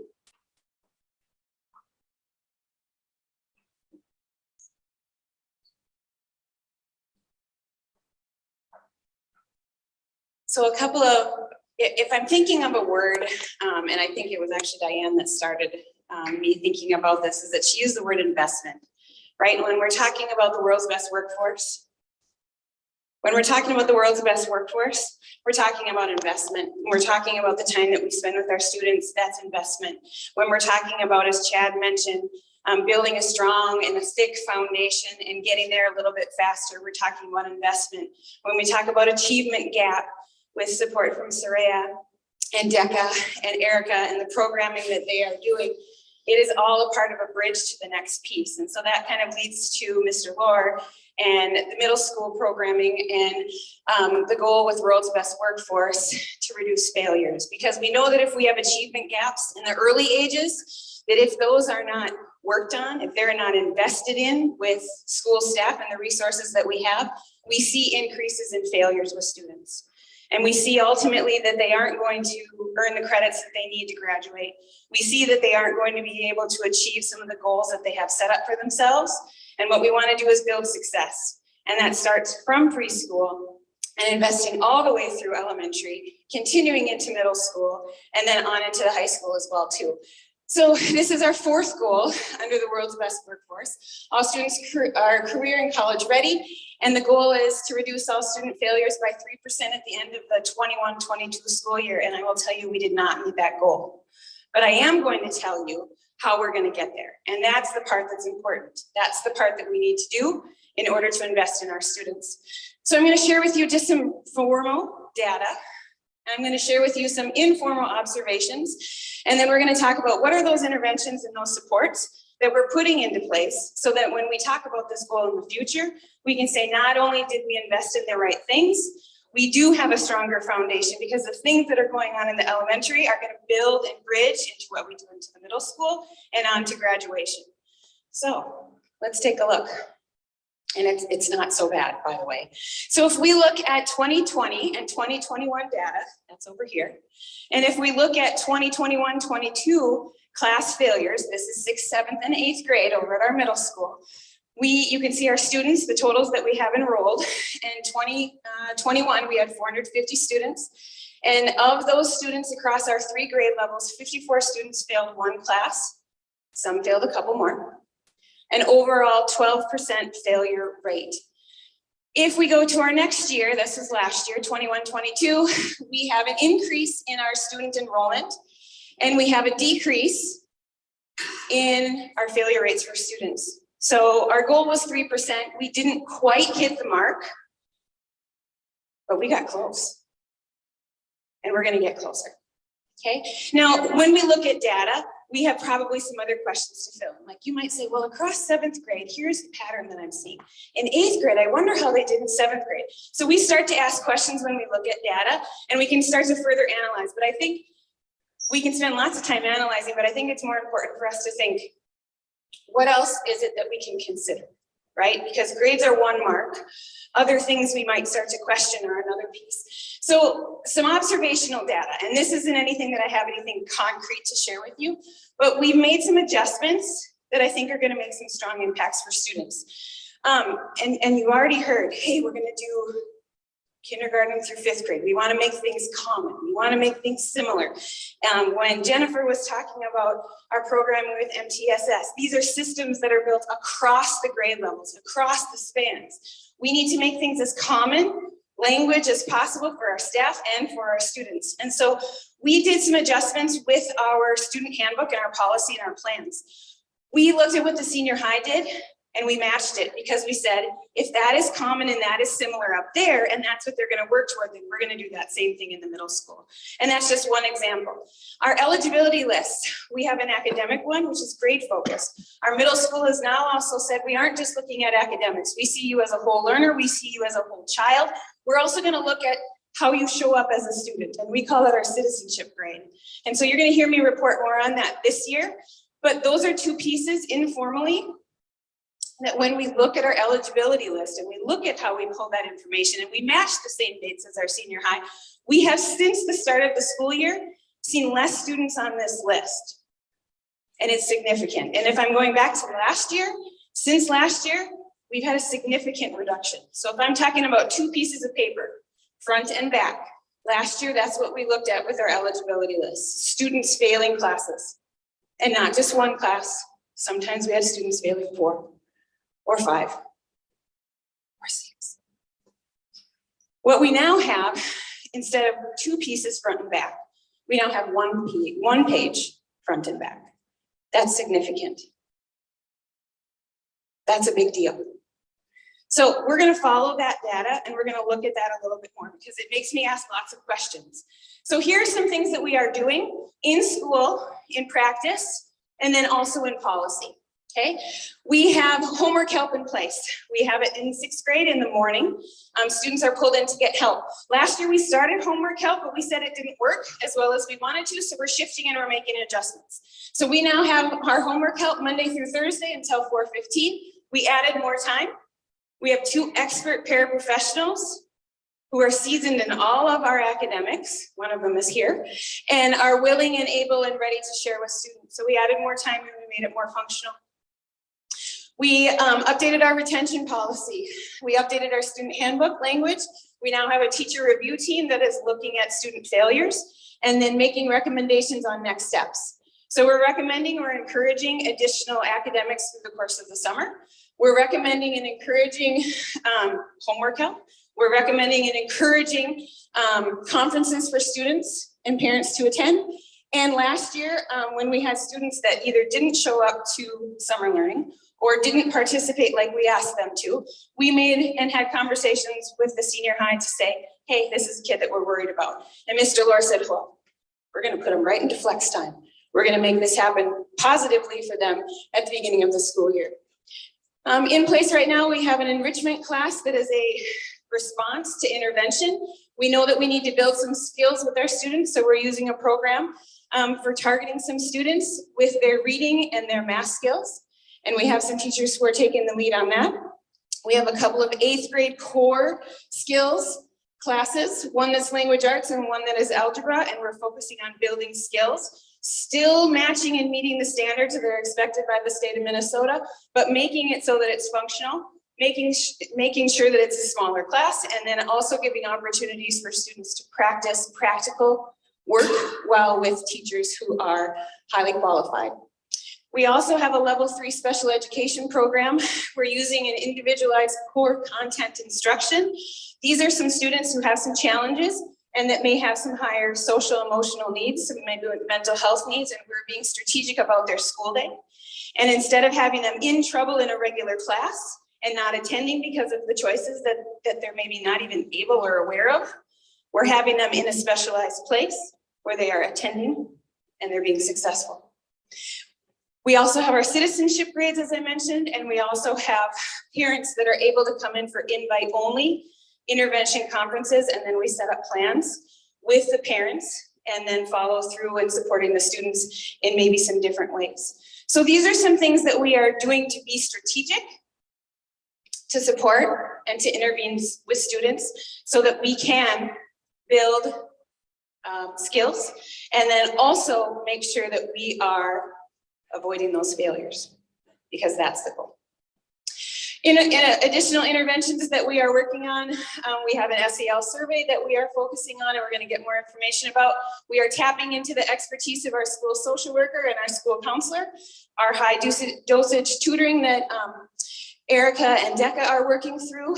We have a strong focus on our school culture because we know that when middle schoolers show up and they like where they are, they're going to produce and they're going to be productive. Again, positive results when we have good relationships.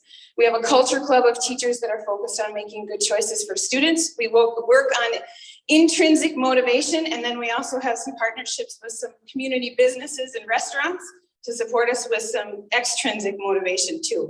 Because who doesn't enjoy a little scoopy from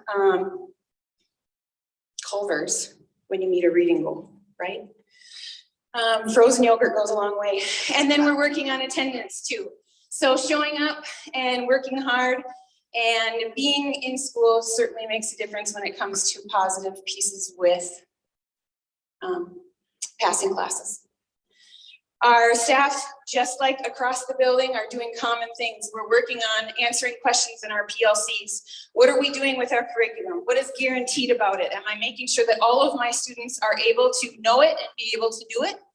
And then at the grade level, when they're not, what are we going to do? What does that intervention look like for them? And what does it look like and feel like for them to be successful when we show up together? So our future plans and exploring ways to continue to build skills and to remove those failures for our students is we're looking at time, we're looking at scheduling, and we're looking at being strategic about the practices that we do and what does that look like for us. And to clue in, it may be that we look at more of a similar plan to what our senior high has, because they have some really great things that are going on. So on that note, I'm going to invite Mr. Lohr to come up and share. We're about progress and about movement to the best support to students, and they do that at the senior high as well. What you do with that clicker? Oh, right there. What's that now? Okay, okay, can't use colors with me because I'm colorblind. That's not a good plan. So anyway, what is the senior high doing to get our kids college and career ready? We have what's called the WAVE Academy. The WAVE Academy is, our little slogan is riding the wave into your future. That's the kids' future, right? What do we want our kids to become? Well, we found out as we've done some data collection that our kids who graduate from East Grand Forks stay in East Grand Forks, right? As I look around the room, I can see a number of people who stayed in East Grand Forks as a graduate of East Grand Forks, right, Dr. Gander? Yeah, absolutely, right? So, and the guy that you're looking at right here, unfortunately for you, but that me, yeah, absolutely, right? So, our graduates, 25% of them go right into the workforce, find a job right away. Great, that we're going to cater to you. How can we help you out? All right, 80% of the Northwest Minnesota jobs require a 2-year degree or less. So we're going to cater to those people as well. Now we all need doctors, we need lawyers, we need people that are going to get a 4-year degree. We're going to help them figure out their pathway as well. That's what WAVE Academy is going to do, and it's doing, right? WAVE Academy is matching your aptitudes, what you're good at, with what you're interested in, right? And we will help you out with all those different things along the way, whether you're going to be going directly into the workforce, whether you're going to do something 2-year, whether you're going to do something 4-year, or you're going to go to college for 10 years to get some doctoral degree, whatever that is. That's what we'll help you do. And how do we do that? All of our kids are going to belong to a personalized small learning community, engaged around interests or relationships that are valued. Our business community is engaged and our community is supportive, because it doesn't just happen with our school, right? If we're going to get our kids college and career ready and get them out into the workforce, we have to know what the businesses want. What do businesses want from us for our kids, so that we send them off when they graduate?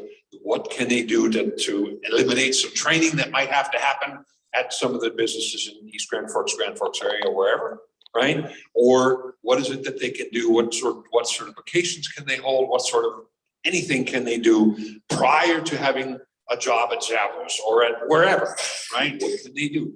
So that's what we start with, okay?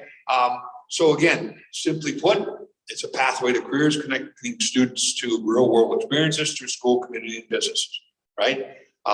With rigor, relationships, and relevance. We want to make our classes relevant from start to finish.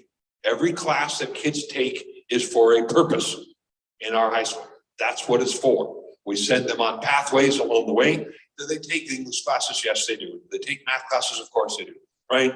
But the classes that they take, even the math classes that they're taking, and the science classes and the English classes, they are relevant to what they're going to be going into, right? Everybody needs to know how to write something to their boss in the real world. Everybody needs to do a little bit of math here and there, all the way along, right? So the classes that they take will be relevant from start to finish, 9th grade through 12th grade, right?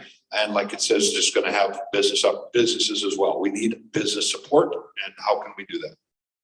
So we are in year 3 of the WAVE Academy, right? The first year that every freshman takes now, we have a freshman academy class, freshman seminar class. Dane Chono is our teacher. He introduces them to basically any job that is from A through Z. The 20,000 foot level, what we say, of all the jobs that are out there from A to Z, that's what his job is to teach. It's a year-long class. When we introduced it 2 years ago, my son was a freshman. And he's like, Dad, why do I gotta take this stupid class? Hey, that's exactly what he said to me, right? But by the time that class was over, he realized, along with the other 150 kids in the class, that was one of the best classes he took, right? He loved every minute of it because part of the reason was Mr. Chono, don't tell him that I told you that. But part of the other reason was for the fact that it was real life applicable. A lot of things that they talk about were very applicable to where they want to go. So everybody takes that. When they get to their sophomore year, they have to pick an academy, right? We have 3 academies currently. We have a Health and Human Services Academy. We have a BEC, we call it Business, Entrepreneurship and Communications. And we have STEAM, which is kind of a little part of, we have an addendum to STEM. It's science, technology, engineering, arts, and math. So you pick your academy that you want to go into and your pathway, and you take a class taught now at about a 5,000 foot level. If you're in Health and Human Services Academy, you get taught by one of our teachers talking more specifically about those classes in that area, right? Same thing with BEC and same thing with STEAM. And then you also take some other classes that are more in tune, right, with that academy, right? So now you've taken a 20,000 foot level of all the jobs, you've narrowed your focus down to a 5,000 foot level. Now that you've got that picked after a couple more classes, the juniors this year are now trying to find job shadows. Now that my son is in the Business and Entrepreneurship Academy, he is trying to find some job shadows in any business that's related to that. Could be a bank, it could be whatever, could be anything that he could think of that would be a job shadow, and that's what he picks. Now that's not a year-long commitment, it's a couple-hour commitment just to go see what it's like to maybe work in a bank, maybe work at Opticare, maybe work at wherever, right? What would that look like, right? And then your capstone class as a senior, they'll be doing internships. That is a longer period of time. It could be paid, it could be not paid. Some are getting paid for doing what they do, some are not, and they'll get credit for it as well. So it's a win-win. So that's kind of some of the same things I just talked about. There's our rollout. We did that in 2020, like I said, first year freshman academy, sophomore seminar, the junior seminar, now our senior.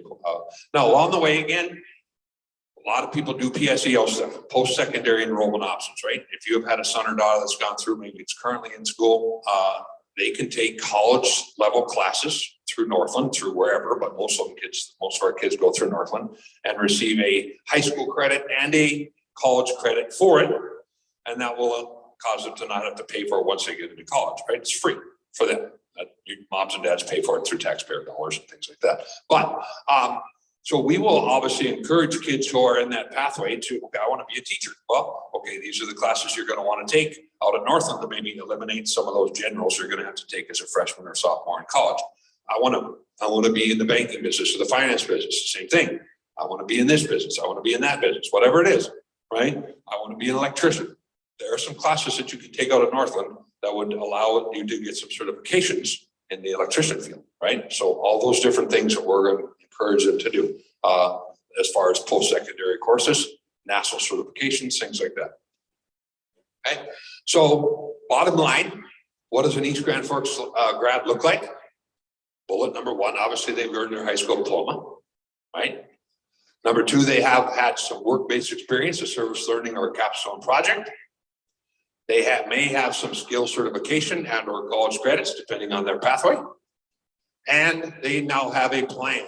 Hopefully, our goal is that when they graduate from high school or even along the way, right? If you talk to sophomores and juniors, we want them to at least have an idea of what they're going to do. It doesn't have to be set in stone. Absolutely not. You can change it, right? You can change your pathway. If you're going to go into your Health and Human Services Academy and you realize, goodness gracious, I don't want anything to do with this. You can change it, right? You can change it. But we want them to, hopefully if you have a junior in high school or a senior in high school, they know now, yeah, I want to be a such and such. And I always tell the story, when I graduated from high school, I had a plan. I was going to be an accountant, right? 2.5 years of college later, wasn't working very well. So I decided to go, the best part of my day was going and doing coaching, and that's why I went into education. So your plans can change. definitely, okay? That's no problem, okay? So that's what we're doing, college and career ready ways. It's a great program. We've stolen / borrowed from a lot of different places. If you ever go to Bemidji and go to any business around Bemidji, they'll have a little Bemidji, what do they call it? Bemidji Academies or Bemidji, they have a little sticker, right? They go, but the one nice thing that we do better than Bemidji, in my opinion, Bemidji doesn't doesn't have every kid do that. We have every kid follow some sort of a plan. Doesn't matter what you're going to do. You're going to do something, right? You're going to do something once you graduate from high school, right? That's a fact, right? It doesn't matter if it's a 4-year college, a 2-year college, no college, any of the above. We're going to help you out get that path in the right direction for you, right? So that's what we do. Okay, now a little bit about graduation. That's the last goal we talked about, graduating. We want to get 90% of our graduates, our people to graduate from high school in 4 years. On the left, you see the statewide graduation rate in 4 years. Roughly low to mid 80s, right? East Grand Forks, with a few exceptions, is upper 80s, low 90s, right? So not bad at all, not bad at all. We dipped a little bit in 2021. 2020, we had 92.4% of our kids graduating. Now once kids enter into 9th grade, that's when their clock starts ticking. And when they graduate 4 years later and their clock is expired, and they determine whether they're part of the 100% that's supposed to graduate, right? So if they move from here to Bemidji and Bemidji takes them, now they're on Bemidji's clock. If they move from Bemidji to Crookston, now they're on Crookston's clock, so on and so forth. That's how that works, right? If along the way, once they reach 17, they want to drop out, they drop out. If they started with us, they're on our rolls. So they would be considered a dropout for us. We don't want that, right? We're hoping that the stuff I talked about the last 15, 20 minutes, or however long I've been yakking, then that helps, right? That helps them get their focus on what they want to do, right? We want to make sure that they have that focus on, okay, I want to do this, I want to do that. So we're trending that we had that one little hiccup, like I said, 2021, but I think 2022, that will be back up in the 90% or high. So that's our goal. Okay. We talked a lot about academy model, how we're doing to help out that graduation rate. I'm going to talk a little bit about flex time in a second. Attendance, obviously, the other schools have talked about their deals with attendance. That's exactly what we're trying to do too. We're being more deliberate with Polk County on how we're going to keep those kids around, right? And keep tabs on them, right? And it starts at Mr. Grassel's level, right? And maybe even Ms. Stordahl's level, right? But if they learn that school is important in their levels, which they're working hard on, then they realize that all the way through, right? If it's becoming a trend where they don't ever come to school in 1st grade, guess what? Their 2nd grade is probably going to be just as bad or worse. It happens. And then when they get to 9th and 10th grade, they really don't care about school, right? So we all have to work together, and that's what we're trying to do. All of us have talked about building relationships with kids. That's huge. And then making sure kids have their person, kind of the same thing, right? We want to make sure that staff members have a person they can, or kids have a staff member they can talk to about different things. So what is flex time? In a nutshell, I'm gonna go back this way. Maybe I won't. Oh yeah, I will. Okay. Flex time. If any of you know anything about our schedule, it's a little bit wonky, right? We forever had a 7-period day. When Dr. Gander went to high school, it was 7-period day. When I went to high school, it was 7-period day. When Mr. Grassel went to school, it was a 7-period day, right? All the way through. Last year, we decided to change it up a little bit, or a lot of it. And we decided that 7 periods wasn't going to cut it. We're going to make it 8 periods, but we're not going to make it 8 periods for 5 days a week. That would be too easy. We're going to make it 8 periods a day for 3 days a week, Monday, Tuesdays, and Fridays. On Wednesdays and Thursdays, we're going to make a little block schedule. So we're going to have half the amount of classes, but they're going to be twice as long. And that's the opportunity to help our WAVE Academy as well. So we have 4 periods a day on Wednesday, and we have 4 periods on Thursdays. Those class periods are 84 minutes long. And that's when teachers can take their kids on field trips to local businesses to see what that's all about. What is it that's happening at American Crystal Sugar? What is it that's happening at wherever, right? We go all over the place, right? We also have speakers come in. What if we have somebody from a local business that wants to come in and talk about what their business is all about? Great. That's a great opportunity for them to do that, right? Now, so that helps our WAVE Academy. The other thing that we found out what we built in there is another intervention, which is called Flex. So in addition to having the 4 long periods, we have a 30-minute lunch, which they always have, but we also have 30 minutes built in there for a kid to catch up in a class that they are behind in, right? They might be behind because they've missed school because they've been sick. They may be on a vacation. They maybe had a cross-country meet or some sort of other academic or athletic thing that's been going on.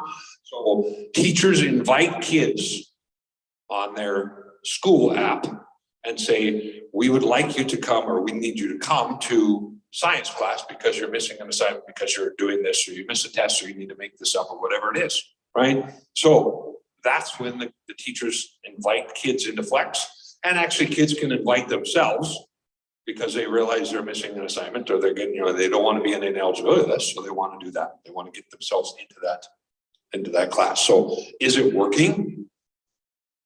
This is proof it's working. Semester 1 last year, or the last 3 years, that we had number of students that failed a class was 88 back in 19 and 20. 1920, 88 kids failed a class. That was 15% of our student body. In 2021, we had 84 kids that failed a class. That was 15.7%. Last year, when we implemented Flex for the very first time, we had 46 kids fail a class. That was 8.8%. Okay? Not quite half, but almost half of what they were. In semester 2, I'll credit Mr. Nelson. He did a little more data digging than I did. 74 kids back in 1920 failed a class, 75 in 2021, and 54 in 21-22. He actually checked how many classes kids failed. That's actually very telling. Like Ms. Walter was saying too, there was kids that failed more than one class, up to 7, right? In her world. We had 203 classes that got failed a couple of years ago. We had 196 got failed 2 years ago, and then last year we only had 114. Right? And in my opinion, that is a direct contributor to Flex. Teachers going that extra mile to invite kids to have a little extra time to come in, giving kids an opportunity to, because if kids are busy. If kids can't come in the mornings because they've got other stuff going on in the mornings, they can't get their work done. They can't make up a test. And there are plenty of things that happen in the morning before school that kids can't come in for. If kids are involved in any sort of activities after school, which a lot of them are, they can't come in after school and make up the tests or make up the homework or make up anything else. So when we built it right in the middle of the day, that helped, right? We got a little bit smarter and put it right after the second block of the day, and then had Flex right away, and then everybody eats lunch second shift. We started out by letting kids choose, but then they would never come back for lunch. So we got a little smarter than they were. They were outsmarted us a little bit, but we got smarter. So now Flex is automatically right after second block or fourth block, depending on the day, and then they go to lunch after that. Now, if the kids aren't in Flex, maybe they don't get Flex for whatever reason, they get a little bit longer lunch. A little incentive for them to get their work in. And that's a big motivator as well, right? We have had numerous teachers that have said to us, wow, you can't even imagine how many times when I Flex a kid on Monday, the work that gets turned in on Monday is incredible, because they know that if they don't turn it in, they're going to get Flexed on Wednesday or Thursday. So if that's the motivator for them to turn in their work or come in and take a quiz whenever, do it. I'm all for that.